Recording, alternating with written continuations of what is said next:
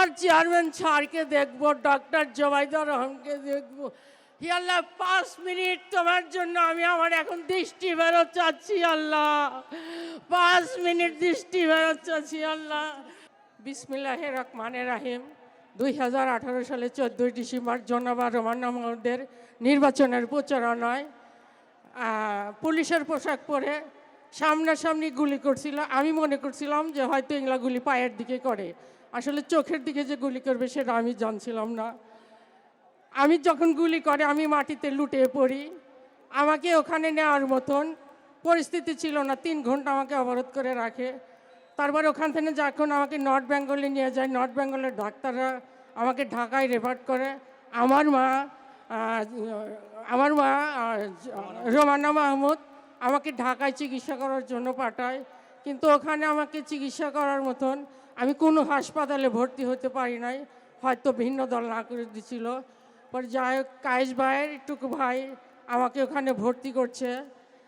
পরে কৃষিবিদ মিঠুন ভাই, আমাদের ডক্টর আমানুল্লাহ স্যার আমাকে অত্যন্ত আদরের সাথে অত্যন্ত দক্ষতা মতো আমাকে চিকিৎসা করে।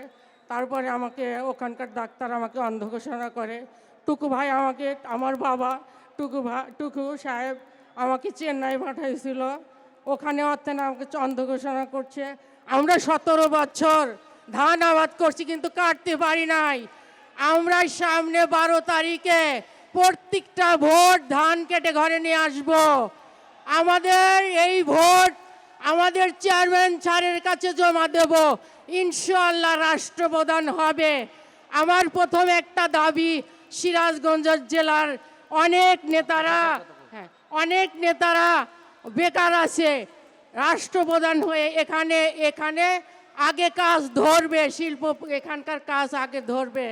বাচ্চু ভাই, শামীম ভাই, সিরাজগঞ্জ জেলার নেতারা 17 বছর যেভাবে নেতাদের বুকে আগলিয়ে রাখছে, আমাদের আগলিয়ে রাখছে, এজন্য সিরাজগঞ্জ মহিলা দলের পক্ষ থেকে জানাই ধন্যবাদ।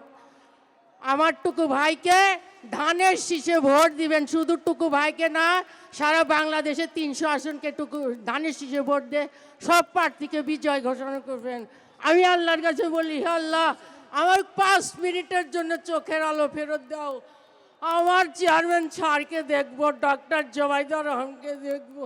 হে আল্লাহ, 5 মিনিট তোমার জন্য আমি আমার এখন দৃষ্টি ফেরত চাচ্ছি আল্লাহ, 5 মিনিট দৃষ্টি ফেরত চাচ্ছি আল্লাহ। বাচ্চু ভাইকে ধন্যবাদ জানাই।